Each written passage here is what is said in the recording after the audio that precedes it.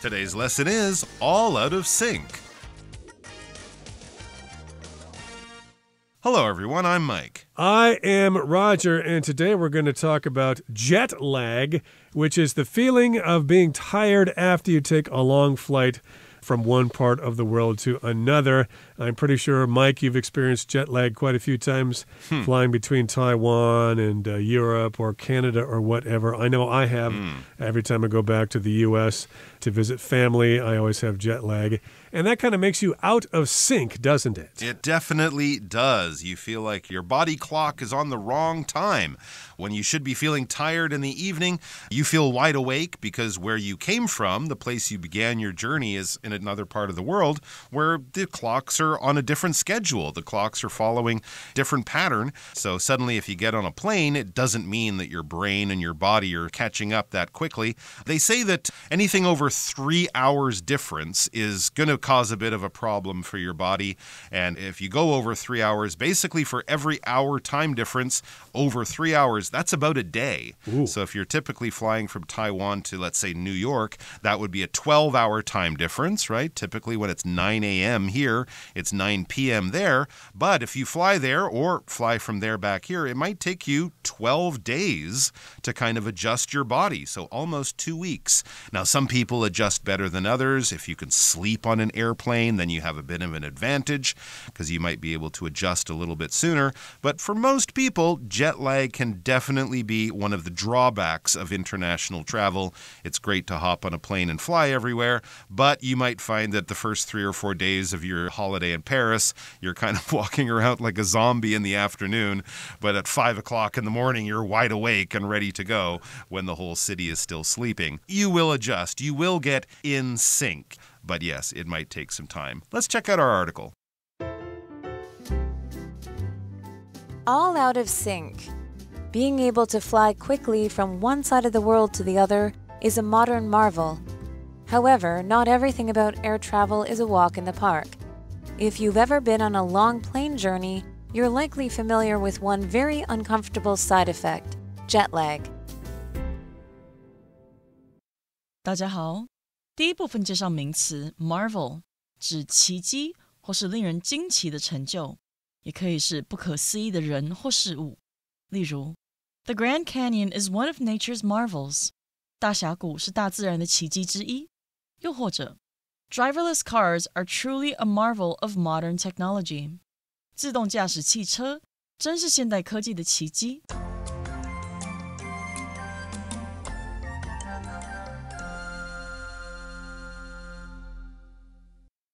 Okay, let's first of all talk about the title here. If you're out of sync, then things are not matched the way they're supposed to be. So this is not like a kitchen sink. No, SYNC. I think that's short for synchronization, just making things match up. An example I can think of is sometimes when we watch videos on YouTube, the picture and the sound are out of sync. Maybe the person's mouth is moving, but there's actually no sound, and then the words come out later. So they're not matched up. They're out of sync. And, of course, this can happen to you when you fly to other countries. You think it's daytime, but the local time is actually nighttime. So you're out of sync. Your time or your body's clock is not matched with the local time. Absolutely right. But as it says there, this is a disadvantage to something that is actually kind of an advantage for the modern world. Being able to fly quickly from one side of the world to the other is a modern marvel. Yes, jet lag, being out of sync, was not a problem back in the day of sailing ships because it would take you 3 months to go from Europe to North America instead of about 6 hours today. So, of course, your body wouldn't have to adjust. You're traveling so slowly. But with flying, well, it is a modern marvel, and being able to travel anywhere in the world within about a day is pretty incredible. Something that's incredible, amazing, almost unbelievable is a marvel. So the internet is kind of a marvel, especially for people who are slightly older and remember the days of long-distance phone calls costing a lot and being unreliable. Remember the days of sending letters and postcards to people. And of course now with emails and online video calling and things like that. It's a marvel. It's amazing. It's almost incredible. incredible, especially when you think of how things were not too long ago. International jet travel's only been around since about the 50s or 60s, so it is pretty amazing. However, not everything about air travel is a walk in the park. Not everything about air travel is wonderful and easy. A walk in the park is nice and easy, right? Anyone can go for a walk in the park. Takes no special training, no talent. Anyone can do it. But modern air travel is not always easy. And if you've ever been on a long plane journey, you're likely familiar with one very uncomfortable side effect: jet lag. Okay, the jet, of course, is the airplane you're flying in, and lag just means a delay. Okay, jet lag just means you're out of sync with the time zone that you have just entered. Your body is just not synchronized with the local time zone after you've traveled a long distance. Exactly. You're falling behind. You feel like you're working hard to catch up and just be sort of normal in the way that you feel normal when you feel tired at night and awake in the morning. Jet lag will throw all of that stuff into great confusion. All right, let's find out more about jet lag in the second part of our article. Jet lag is a feeling of fatigue and irritability that happens when you travel quickly across different time zones. Common symptoms include trouble sleeping, difficulty concentrating, and feeling exhausted during the day. Jet lag occurs because your body has an internal clock that tells you when to sleep and when to wake up. But when you take a long flight, this clock can become confused. 第二部分看到名词 fatigue，表示疲惫或是劳累。例如 Alice was experiencing an unusual fatigue, so she went to the doctor. Alice 感到不寻常的疲劳，所以她去看了医生。或是 People who do not get enough sleep often suffer from fatigue. 睡眠不足的人经常会感到疲劳。接着看到名词 symptom， 它的意思是疾病的症状或是征兆。例如Nausea and dizziness are symptoms of food poisoning. 恶心和头晕是食物中毒的症状。也可以说 A cough is often a symptom of the flu. 咳嗽经常是流感的症状。再来介绍动词 concentrate， 表示全神贯注或是集中心思。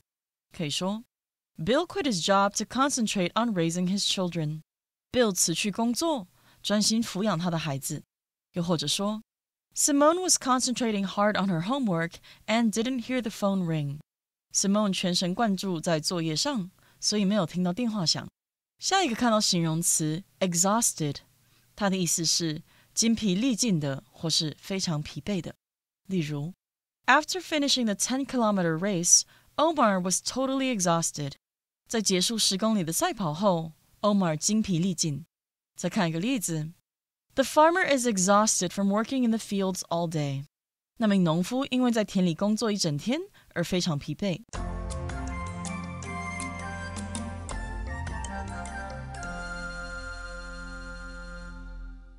Jet lag is a feeling of fatigue and irritability that happens when you travel quickly across different time zones.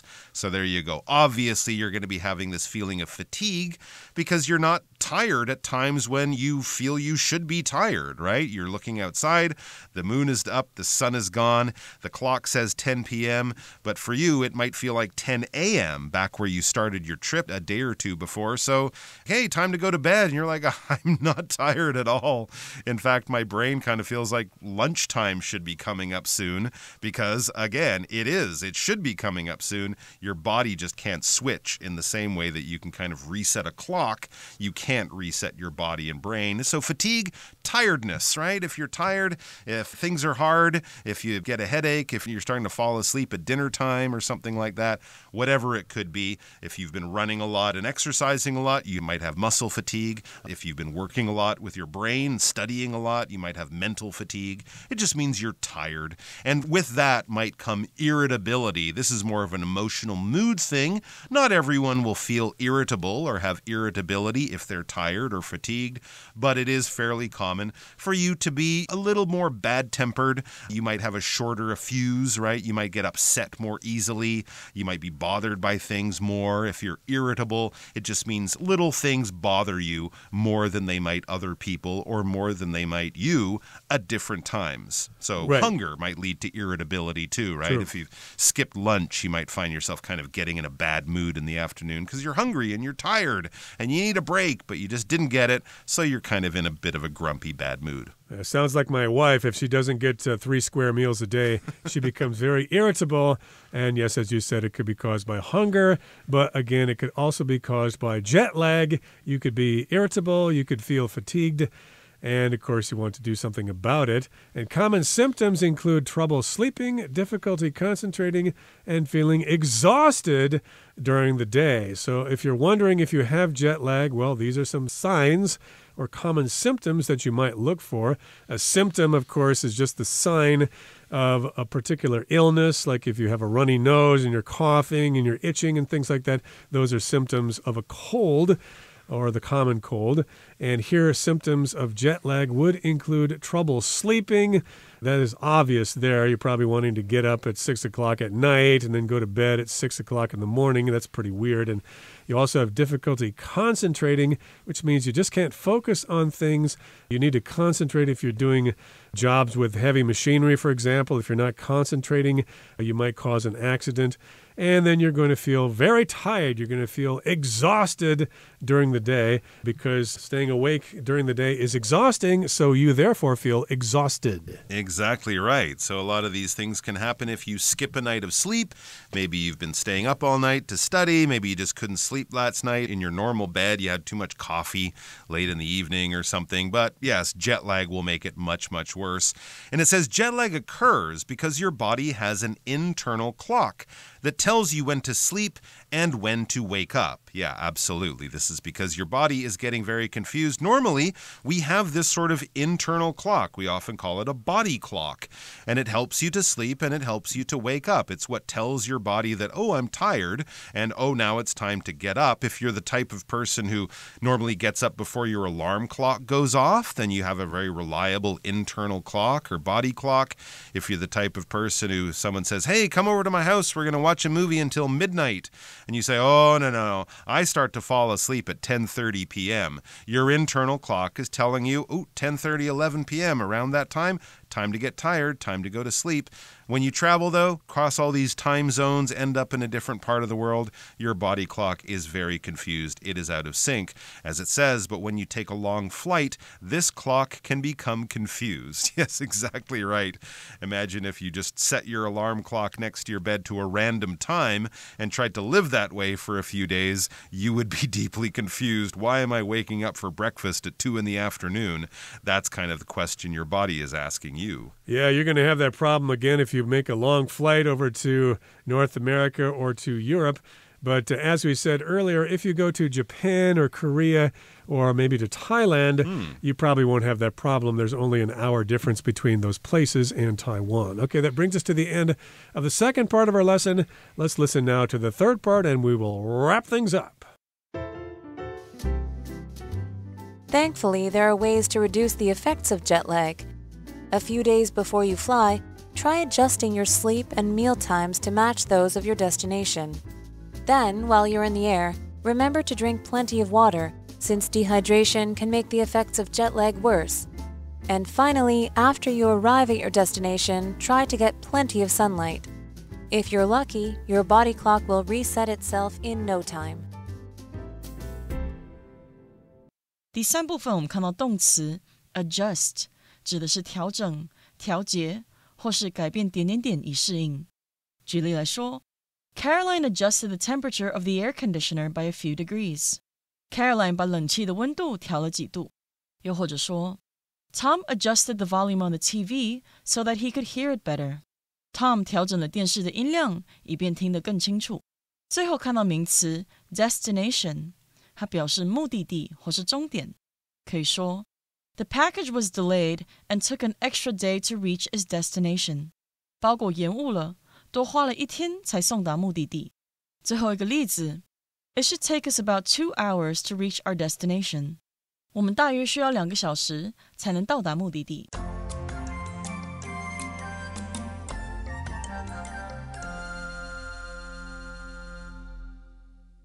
Okay, so we're talking about the problem of jet lag, and it seems like most people would not like to experience these symptoms. We'd like to just get on the plane, fly to our destination, and resume our lives as simply as possible. But unfortunately, we will be suffering from jet lag. And so what can we do about it? Well, thankfully, there are ways to reduce the effects of jet lag. Of course, you're not going to be able to get rid of it, but you can reduce the effects of it. You can make it easier for the transition. Yes, you definitely can. Here's one good tip. A few days before you fly, try adjusting your sleep and meal times to match those of your destination. Interesting. Okay, well, this would kind of depend on what you're doing in those days before you fly, the days before you get on the plane to begin that long journey, that long trip. So if you're leaving on a Thursday, maybe from the weekend before, try adjusting your sleep and meal times to match those of your destination. So if you're going to be flying to New York on Thursday, where it's a 12-hour difference, maybe try to live with that 12-hour difference a little bit early. So, instead of doing it when you get to New York, you can try to wake up at strange times before you get on the plane. Now, if you're going to work, this might not really work so well. Yeah, it's easier said than done. Exactly. You can't tell your boss, okay, I can only work until 11 a.m., only 2 hours in the morning today because I got to go home and go to bed. But I'll be here at 10 p.m. tonight when everyone's home and the office is closed. It's going to be a little difficult. But, if you can a little bit in any small way, try adjusting or changing your sleep and meal times to match those of your destination. When you adjust things, you change them to fit a new and different situation.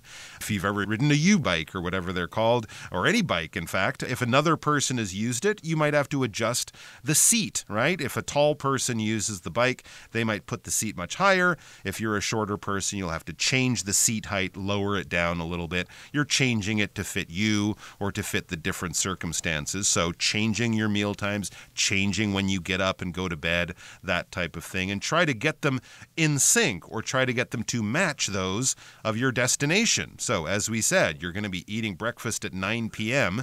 and eating dinner at 9 a.m. or 6 a.m. or something like that in Taiwan, because that's how you'll be doing it in New York in a few days from now when you go there. Good idea, maybe a little difficult to do practically in the real world. Yeah, most of us have to go to school or to work the day before we leave, so again, that's easier said than done. But it's a suggestion here. And then here's another suggestion. While you're in the air during your flight, remember to drink plenty of water since dehydration can make the effects of jet lag worse. Good tip. So indeed, when you're on the plane, drink lots of water, even though you'll probably have to get up and use the bathroom quite frequently, but you still need to keep your body hydrated. That means you have enough water in your body at all times. Dehydration is when you lose a lot of water. So if you're stuck out at sea in a boat or something and you don't have any water, you're going to suffer from dehydration. Or if you're in the desert or something without water, you're going to suffer from dehydration. You'll become dehydrated. But in this case, yes, so make sure you drink lots of water during the flight. That's true. I've also tried to avoid alcohol on the flight. I've heard that too. Because alcohol can also help to dry you out or dehydrate you, so that won't really help. One of the things with adjusting your schedule, I've heard that if you can't do it before the flight, like we said, it might be hard, but when you get on the plane, you should try to adjust your schedule right from that moment. So if you get on the plane and it's 9 p.m. in Taiwan and you're flying to New York, try to pretend as soon as you're on the plane, it's 9 a.m. So even if you're tired, try not to sleep on the plane for the first few hours as if it's the morning, as it will be where you get to. So that would be one way to try to adjust your schedule. And finally, we read, after you arrive at your destination, try to get plenty of sunlight. Yes, sunlight can act sort of like caffeine or coffee on your brain. Your brain sees the sun and it goes, oh, it's daytime. Even if your body feels tired, your brain is saying, oh, look, it's daytime. So that can help your body to get into sync, to help your body adjust. Try not to take long naps. Even if you're really, really tired, and you might find you're getting tired in the late afternoon, evening, try not to take a nap. Try to get onto the local time as smoothly and as quickly as possible. It will kind of be terrible for a few days, but the faster you do it, the easier you'll find the whole adjustment process. And then it says if you're lucky, your body clock will reset itself in no time. So yes, if you're lucky, your body clock will get in sync. To reset is kind of to find its new settings, to change to another type of situation or another type of setting. And hopefully this will happen in no time. It will happen very quickly. I think coming back, I find jet lag is much easier because you come back to your home, you're sleeping in your normal comfortable bed, you're back to your normal schedule. It's usually when you're going on your journey at the beginning, I find the jet lag to be worse. Yeah, I find the opposite is true with Really? me. I find it much easier to go to the U.S. and readjust there to reset my body's clock than it is to actually come back to Taiwan. But again, this probably depends on the individual. Oh, absolutely. Okay, that's the end of our discussion for today. We're going to listen to Hanny now.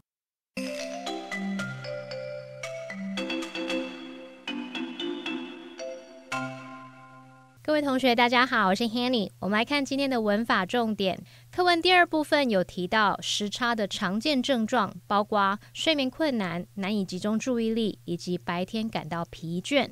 那么文中用到动词 concentrate， 它表示全神贯注或者是集中心思。我们来学一下它的字首字根。好，看到 CENTR 这个字根呢，它表示 center 中心。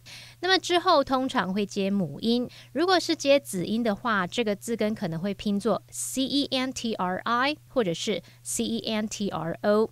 好，那么在 concentrate 这个字当中，它的字首 CON 表示一起，字根 CENTR 这表示中心， ATE 是动词字尾。那一起聚集在中心，这样应该很容易联想到 concentrate， 它有集中聚集的意思。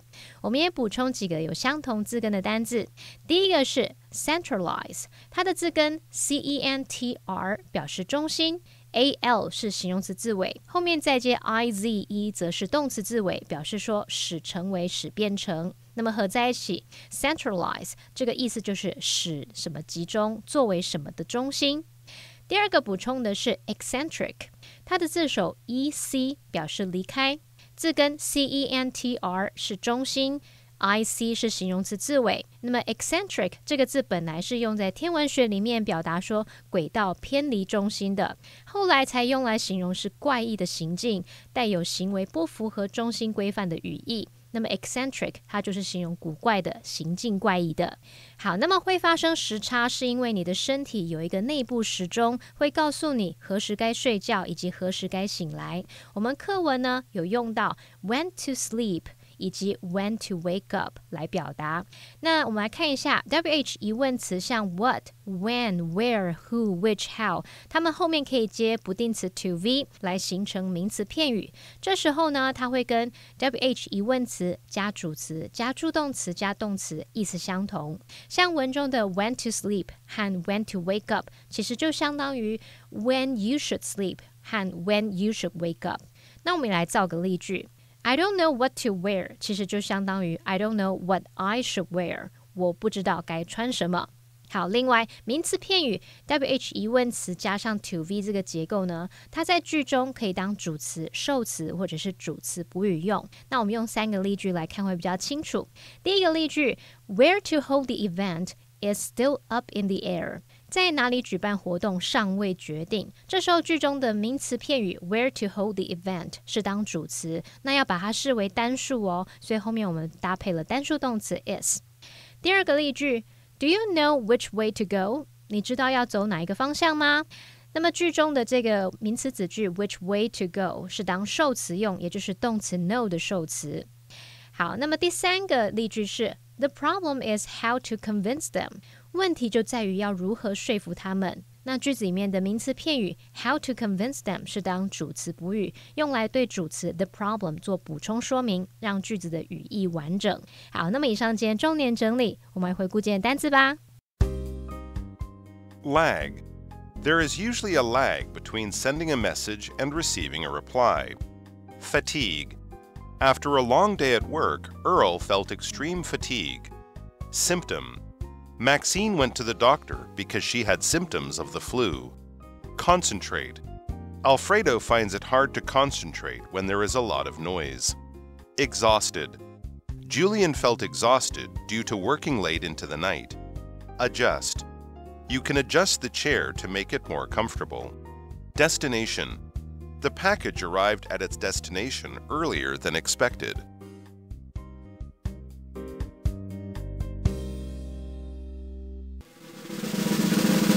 Discussion starter starts now.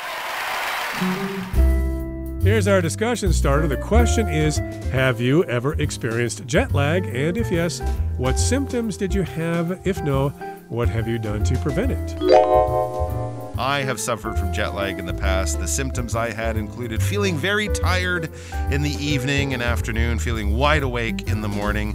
One of the things that I try to do is stay busy as much as I can, get exercise, and also try to avoid scheduling important things for those first couple of days.